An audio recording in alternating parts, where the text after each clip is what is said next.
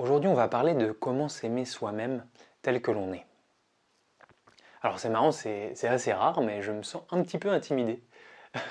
D'habitude, quand je fais des vidéos, je suis plutôt à l'aise, mais là, je me sens un petit peu intimidé. On va parler donc de l'amour de soi. Ce que je vais faire, c'est que je vais vous parler de moi. Je vais partir de mon expérience personnelle et je vais partir d'une de mes failles, donc d'un espace en moi où peut-être c'est difficile de m'aimer moi-même, et comment j'en suis arrivé à accueillir quelque part ça.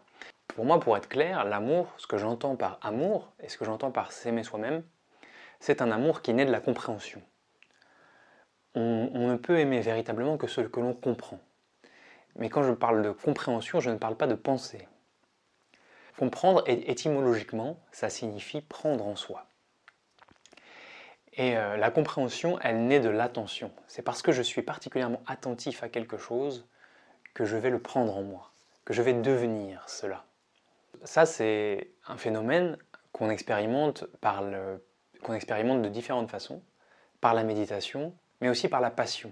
Quand on s'engage profondément dans quelque chose, on finit par le prendre en soi, on finit par l'aimer.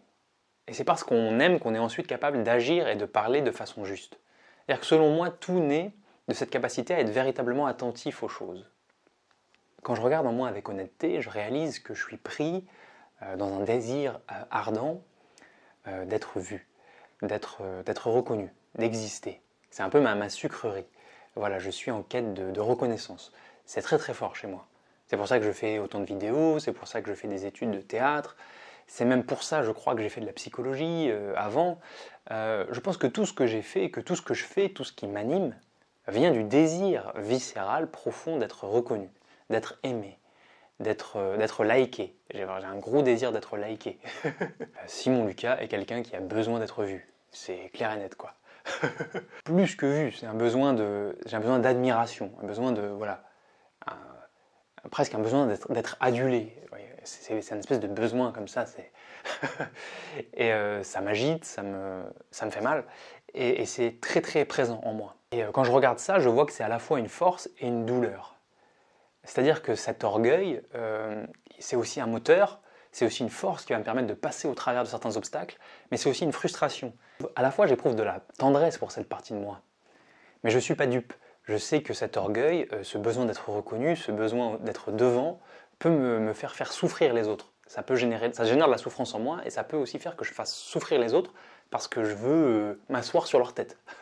Je veux qu'on me voie moi, et je peux pousser, quoi. Je peux jouer des épaules pour qu'on me voie moi. Je peux faire du bruit pour qu'on me voie moi. Et de façon insidieuse, je peux ne pas écouter les autres, je peux essayer de parler plus fort, essayer de passer devant. Et cette pulsion, elle est là, elle est un peu tout le temps là en moi.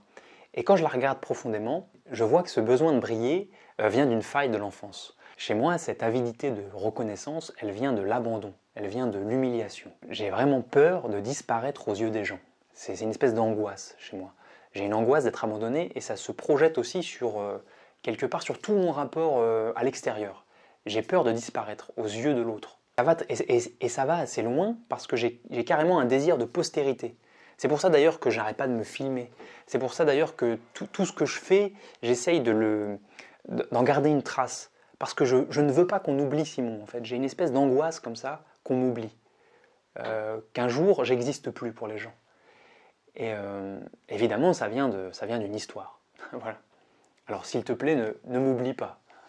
Je me souviens de cette phrase de l'acteur Michael Lonsdale, qui est mort il n'y a pas si longtemps d'ailleurs, qui disait qu'en fait, quand il regardait avec du recul sa carrière d'acteur, il réalisait qu'il a été un enfant qui n'a pas été reconnu par son père. Et il a réalisé que son besoin d'être reconnu, il avait envie qu'on le reconnaisse en fait. Quand il sort dans la rue, il voulait qu'on le reconnaisse. Il voulait que les gens se rappellent de son visage. Et en fait, ça venait de la douleur du petit garçon qui a envie d'être reconnu par son papa. Et ce désir d'être reconnu par son papa, il l'a projeté sur le monde extérieur, il l'a projeté sur tout son rapport à la vie. Et c'est devenu son moteur. Et je suis un peu pareil. Et à la fois, ça lui a permis de réussir beaucoup de choses, et à la fois, ça a été aussi une source de douleur et de frustration. Parce que ça a les deux aspects. C'est-à-dire que, Jacques Brel l'a très bien dit, un homme passe sa vie à essayer de compenser son enfance. Et si vous voulez toucher du doigt l'amour véritable pour soi-même, il faut comprendre ça. Il faut comprendre qu'un homme, un être humain, passe sa vie à essayer de compenser son enfance. Je me souviens aussi de ce témoignage d'un enfant adopté qui est devenu un grand thérapeute, quelqu'un d'assez connu, d'assez respecté dans son milieu, et qui expliquait qu'en fait, il a toujours eu ce désir profond d'être célèbre, d'être écouté par des foules entières, d'être reconnu. Et il expliquait que pour lui aussi, ce désir d'être célèbre, d'être reconnu, vient de l'abandon. Il a réalisé des années après en fait que son désir d'être célèbre venait du désir inconscient d'être retrouvé. Il voulait être retrouvé par ses parents. Comme c'est un enfant adopté, il a été abandonné et il a développé une sorte de névrose, on pourrait dire, une compensation de cette blessure par un désir ardent de devenir célèbre, pour être retrouvé, pour être reconnu par ses parents, en mettant son visage partout, en étant partout. Et vous voyez encore une fois, comme on voit qu'un certain comportement qui peut paraître pathétique, c'est-à-dire le besoin d'attirer l'attention, le besoin d'être liké, cette avidité d'être reconnu, cache en fait des choses très profondes. Et il faut comprendre ça pour que l'amour apparaisse. S'il n'y a pas cette compréhension, on ne peut pas vraiment aimer. Parce qu'on s'arrête à la surface des choses. On a tous besoin de l'estime d'un papa. On a tous besoin de la protection d'une maman. Et si j'allais dans ta vie et que je te retirais ça, du jour au lendemain, si je te retirais tout ce que tu as reçu quand tu étais petit, qu'est-ce que tu deviendrais? Il y aurait en toi un trou béant. Et il faudrait que ce trou béant, tu trouves une façon de le remplir. Et à ce moment-là, tu créerais des stratégies. À ce moment-là, peut-être que tu te mettrais à avoir une avidité énorme. Et cette avidité, il faudra que tu la poses sur quelque chose. Comme tu n'as pas reçu, tu ne sais pas demander. Et comme tu ne sais pas demander, tu vas utiliser des moyens biaisés, des moyens détournés d'essayer d'obtenir ce qui te manque tant. Et peut-être que tu iras dans la drogue, peut-être que tu iras dans les relations toxiques, peut-être que tu vas courir après les likes, peut-être que tu chercheras à te rendre immortel, mais tu feras quelque chose pour combler ce trou. C'est obligatoire. Et en fait, on a tous une stratégie différente. Moi, je vous parle de la mienne, mais vous avez aussi une stratégie. Et en fait, si vous êtes capable de voir au travers de la surface, au travers de ce qui semble pathétique, de ce qui semble ridicule, et de voir cet appel à l'amour, si vous êtes capable de le ressentir, de voir au-delà de la forme le fond. Et le fond, c'est véritablement un enfant blessé. On porte tous une blessure, on porte tous un enfant blessé. Et on commence à s'aimer vraiment quand on arrête de refuser le symptôme, de s'arrêter au symptôme, pour voir au-delà du symptôme et voir toute la profondeur et toute l'humanité qu'il y a derrière le symptôme. Donc en fait, l'envie de briller, l'envie de se la péter, l'envie d'avoir des likes, l'envie d'être reconnu de partout, ça cache une blessure. En fait, c'est un symptôme. C'est un iceberg qui cache une blessure fondamentale, une blessure identitaire beaucoup plus profonde que ça en a l'air. Soyons sympas avec les gens vaniteux. Soyons sympas avec les gens orgueilleux. Ne jetons pas la pierre sur quelqu'un qui porte un symptôme aussi visible. Derrière toutes ces attitudes, ces comportements qui peuvent être un peu dérangeants, il y a en fait un besoin fondamental qui n'a pas reçu sa réponse. Vous voyez? Et quand on voit quelqu'un d'affamé, qui essaye de s'accrocher au moins à la moindre petite miette que le monde lui donne, on ne lui jette pas la pierre. On ne dit pas de ce gars-là qu'il est ridicule, qu'il est minable. En fait, même si on a un petit peu de cœur en soi et un peu d'intelligence, on va lui donner un petit morceau de pain, tu vois? Parce que c'est ça que devraient nous éveiller les gens qui portent de façon évidente des symptômes de souffrance. Celui qui considère la superficialité est quelqu'un qui ne regarde pas assez loin. En fait, c'est son regard qui s'arrête à la surface des choses. Si tu vois quelqu'un et que cette personne te semble superficielle, elle te semble superficielle parce que tu es bloqué par la forme de ce qu'elle fait. Tu ne vois pas ce qu'il y a derrière. Tu n'es pas capable de rentrer en contact avec ce qu'il y a derrière la superficialité. Vous savez que moi je suis très touché par exemple par une personne comme Nabila. Même si Nabila est considérée comme une égérie de la superficialité. Et c'est quelqu'un qui, à sa façon, je trouve, est très authentique. Et pourtant, elle est extrêmement superficielle. Elle est très authentique dans le fait qu'elle a des mécanismes qui sont très visibles. Et donc, du coup, les gens se moquent d'elle. Les gens la jugent. Les gens sont d'une bêtise ahurissante. Parce qu'ils s'arrêtent à la surface des choses. et qui ne voient pas qu'en fait, Nabila, comme tous les autres, nous reflète tous. Celui qui touche la profondeur en lui-même verra la profondeur partout où il regarde. C'est-à-dire que si à un moment donné vous touchez ce cœur profond en soi, vous touchez cette capacité à regarder vraiment au-delà de vos attitudes très humaines, très vaniteuses, vous allez être capable de le voir chez les autres. Et les gens qui vous agaçaient vont soudain vous émouvoir. Vous allez voir beaucoup plus profondément qu'avant. Donc pour résumer, nous disions que l'orgueil, le besoin de reconnaissance ont des causes profondes. Que le fait de voir ces causes permet d'éveiller en nous ce fameux amour de soi, qui naît de la compréhension et qui naît de l'attention. Il faut être très attentif. Quand on voit surgir cette attitude, il faut être très attentif. Par exemple, moi, dès que je mets un post sur Facebook, je suis affamé. Je suis en train de regarder si les gens me likent. Et j'ai mal quand les gens ne me likent pas et je me sens bien quand les gens me likent. Et il faut être capable de regarder ça, de regarder surgir ce comportement. Et pas de le juger, pas de dire « Oh là là, qu'est-ce que t'es vaniteux, qu'est-ce que t'es un pauvre gars qui... » Non, non, non, surtout pas. Être capable d'être vraiment présent avec ça. Parce que ça, c'est le symptôme de ma faille fondamentale. Et si je suis capable d'être suffisamment présent, suffisamment attentif, je peux ressentir l'information d'origine. Et l'information d'origine, elle est incroyablement pure. Et si vous touchez ça, vous touchez ce que j'appelle l'humain dans l'humain. C'est-à-dire vous devenez capable de ressentir profondément votre enfant blessé. Et quand vous ressentez profondément votre enfant blessé, vous commencez à le guérir et vous commencez à être capable de le ressentir chez tous les autres. Et c'est là que l'amour naît. L'amour naît de l'attention. De l'attention naît la compréhension. Et à partir de cet espace, on peut avoir une pensée et une action qui est beaucoup plus juste. Et même quand je vous le parle, je le sens. Je sens dans mon cœur quelque chose qui s'éveille, quelque chose de particulier, qui est cette énergie qui est capable de ressentir la souffrance originelle, la souffrance profonde. Et comme je suis capable d'avoir accès à la souffrance, je suis aussi capable d'avoir accès à l'amour. Celui qui se coupe de la souffrance se coupe de l'amour. Celui qui juge les comportements des autres, en réalité, se coupe de sa propre profondeur. Et tout est interrelié dans cette dynamique. Il y a toujours des choses profondes derrière les comportements bizarres, compulsifs, étranges, les comportements d'appropriation, les comportements de vanité et d'agression que peuvent avoir les gens. Il y a toujours des causes très profondes.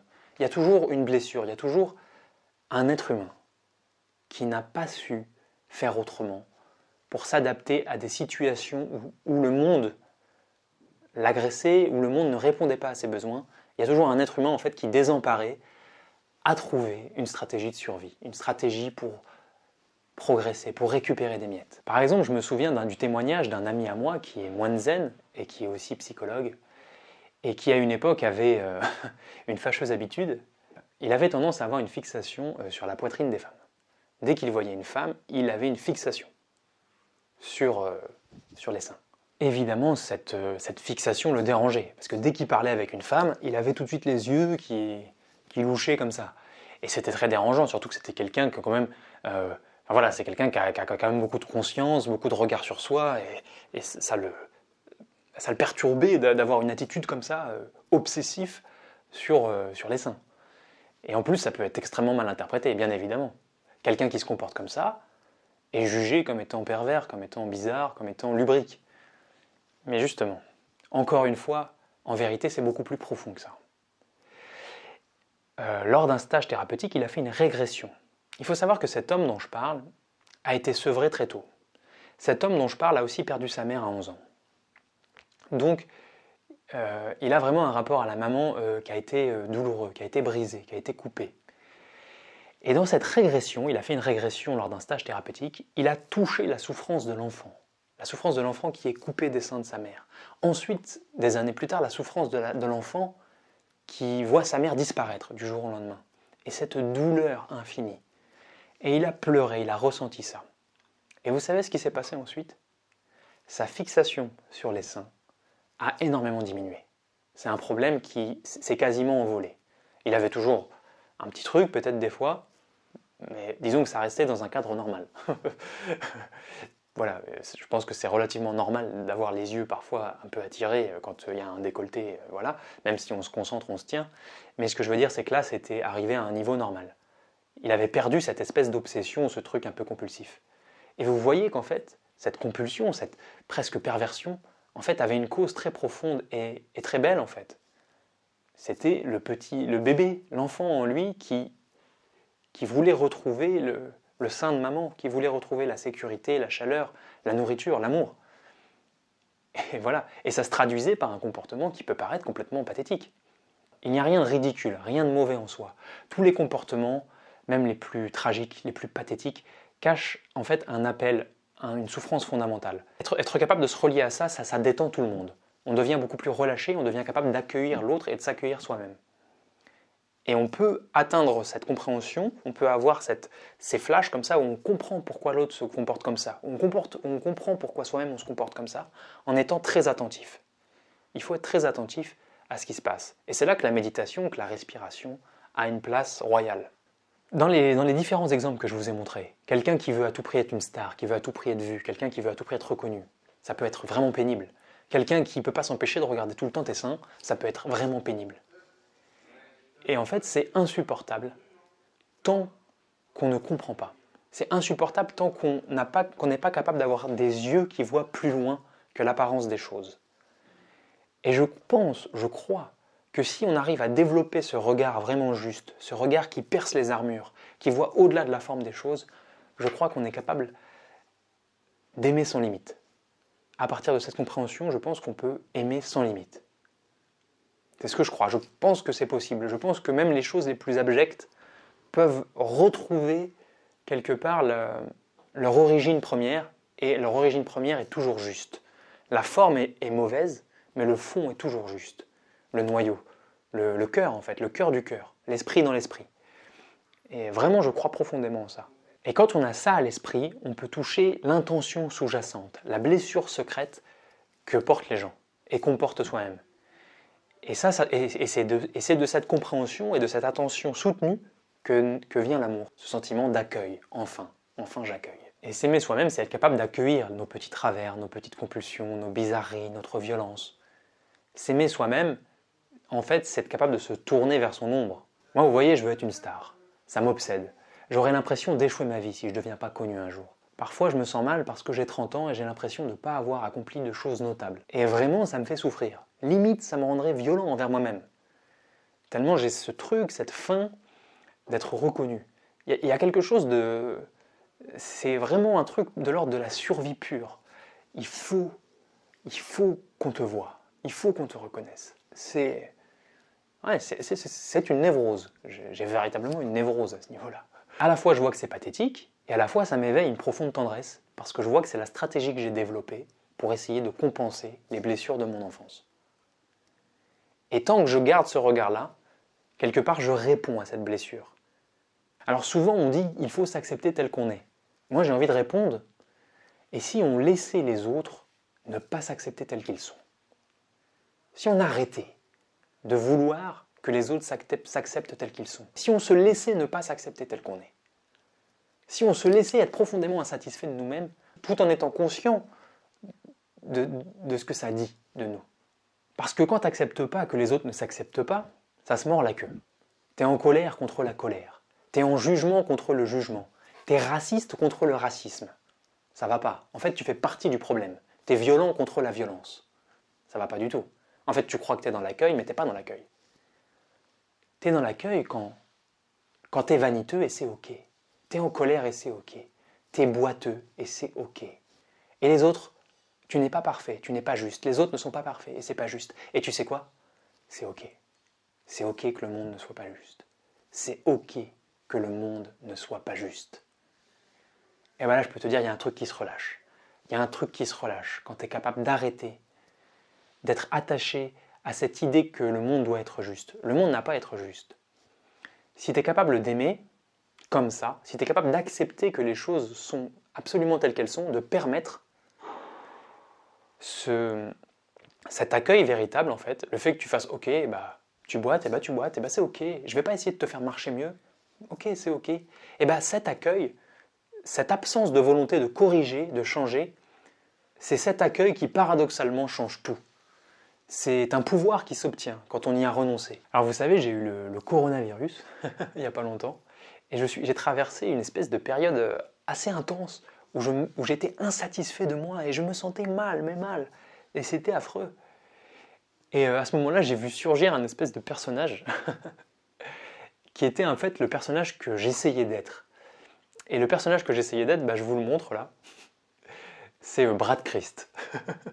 Je voudrais être un mélange entre Brad Pitt et Jésus-Christ. Je voudrais être à la fois fort, musclé, implacable, impitoyable, et à la fois humble, généreux, aimant, prêt à tout, à me sacrifier sans limite. Et en fait, je voudrais être une méga star et briller comme ça. Et en fait, je vois que tout ça, c'est des normes que j'ai rentrées en moi et qui se sont fixées sur ma blessure de reconnaissance. Et en fait, j'essaye d'être reconnu par ma spiritualité, mais j'essaye aussi d'être reconnu par ma beauté, en montrant mon visage. J'essaye d'être reconnu. En fait, même l'humilité, même la méditation, devient une stratégie pour être reconnu. En fait, tout est récupéré par ce système de blessure d'enfance, en fait, par cette névrose. Et à la fois tout est récupéré, et à la fois, vu que j'en ai conscience, quelque part, ça limite, quelque part, il y a un garde-fou. Et quelque part, il y a de l'humour, il y a de l'honnêteté, il y a un truc détendu, tu vois. C'est-à-dire que je ne suis pas dans le déni du truc. Heureusement, il ne faut surtout pas être dans le déni. Rien n'est pire que le déni. Le déni, c'est l'absence de la vie.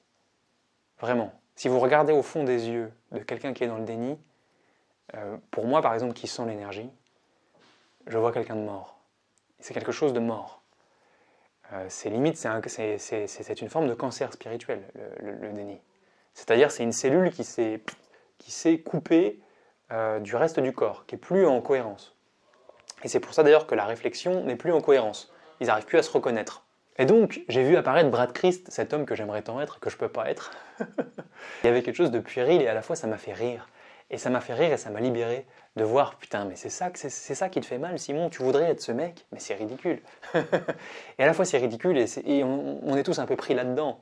On est tous pris dans des images qui nous paraissent des modèles absolus, alors soit de bogossitude, soit de spiritualité, mais en fait, quelque part, c'est la bogossitude sur le plan spirituel. Le mec le plus humble, le plus paisible, le plus aimant, le plus doux, et de l'autre côté, le mec le plus beau, le plus riche, le plus brillant. Vous voyez, c'est deux polarités, mais d'une même logique, qui est cette espèce de logique, tu vois, de tout péter, tu vois. Alors soit de tout péter en mode dans le ciel, soit de tout péter sur la terre, mais il s'agit toujours d'être excellent, d'être exceptionnel. Et je pense que paradoxalement, même si c'est un moteur très fort, c'est aussi une coupure très forte. Parce que plus on va dans des images comme ça, chercher à devenir, c'est la meilleure façon de s'éloigner de ce qu'on est. Et vous voyez, chercher le développement personnel, chercher à se corriger, chercher à élever ses vibrations, c'est la meilleure façon de s'éloigner de l'être humain qu'est là, du petit humain névrosé, qui essaye de faire ses petites stratégies pour récupérer ses trucs. En fait, plus tu cherches à devenir, plus tu refuses d'aller dans cette petite fragilité, dans cet être un peu pathétique, eh bien plus tu lui fais violence.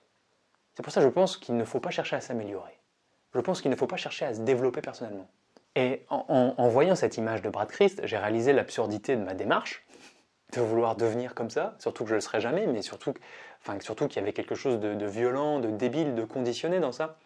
Et à la fois, voilà, encore une fois, c'est la stratégie d'un petit humain qui a absorbé une culture, qui a absorbé un environnement, des traumas familiaux, et qui à partir de ça, essaye de trouver la meilleure stratégie pour obtenir un maximum d'amour, pour combler le trou. En mettant les choses en lumière, j'ai été touché par mon petit humain, mon petit humain qui avait tellement le sentiment d'être une merde parce qu'il n'était pas ça.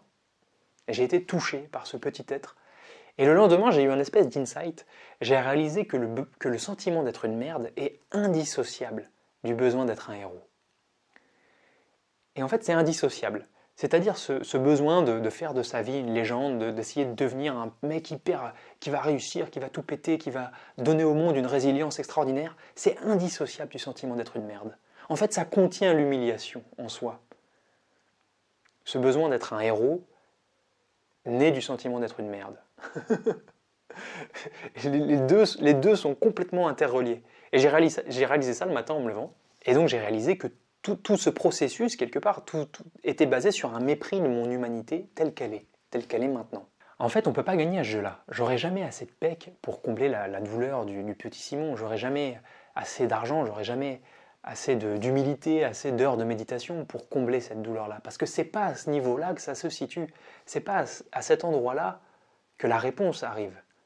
En fait, la réponse arrive quand tu arrêtes de perdre toute ton énergie là-dedans et quand tu te tournes vers ce petit enfant, vers ce petit humain et que tu lâches bras de Christ en fait. Tu dis non mais c'est bon. C'est bon Simon, t'as pas besoin d'être ça. T'as pas besoin de faire autant d'efforts. T'as pas besoin de t'échiner à changer. C'est bon, ok? Je te prends comme ça. Je t'aime comme ça, je te vois comme ça. Et être capable de vraiment avoir cette démarche, de lâcher en fait cette espèce de stratégie perpétuelle pour obtenir ce qu'on n'a pas eu, de se dire qu'on n'a pas besoin d'être un sage sur la montagne, un guerrier fabuleux, qu'on n'a pas besoin de se battre, qu'on est capable de s'aimer boiteux, de s'aimer faillible, de s'aimer vaniteux, de s'aimer paradoxal, qu'on est capable de s'aimer même dans tous ces espaces-là, de s'aimer manipulateur, de s'aimer trompeur, de s'aimer menteur, de s'aimer violent. Si on est capable de voir au travers de toutes ces formes qui sont différentes formes d'un même fond, qui est toujours et encore cet enfant. Quand on est capable de voir ça, on amène véritablement l'amour dans sa vie et l'amour sur soi-même. Et je me rends compte que j'ai fait une erreur et j'ai envie de dire au petit Simon que j'ai fait une erreur. J'ai lu plein de livres et j'ai dit plein de belles phrases, mais je ne me rendais pas compte de ce que c'était qu'aimer. Aimer n'exige aucune correction, aucune amélioration. Aimer n'exige... En fait, aimer véritablement, c'est permettre. Aimer véritablement, c'est permettre. Mais tu peux vraiment permettre que quand tu comprends, que quand tu as ce regard qui va au-delà de la forme. Et ça, c'est aimer. Et ça soulage l'enfant intérieur, ça le soulage. On lui a mis tellement de trucs sur la tête qu'il devait être ceci, cela. T'as tout qui lâche à ce moment-là. Alors merci d'avoir suivi cette vidéo. Dans ma prochaine vidéo, je reparlerai encore de l'amour, mais sous l'angle de la réussite. Il n'y a pas longtemps, j'ai passé 5 jours dans un ermitage bouddhiste, un ermitage zen, où j'ai médité pendant 5 jours, j'étais seul, et j'ai beaucoup pratiqué, et j'ai réalisé quelque chose sur la réussite, que je vais vous partager dans ma prochaine vidéo, qui parlera aussi de l'amour, qui s'appellera « La réussite, c'est d'aimer ». N'hésitez pas à mettre un petit j'aime, à mettre un commentaire, à partager, voilà, vous savez que ça aide la chaîne à se développer, et je vous remercie beaucoup. À la prochaine.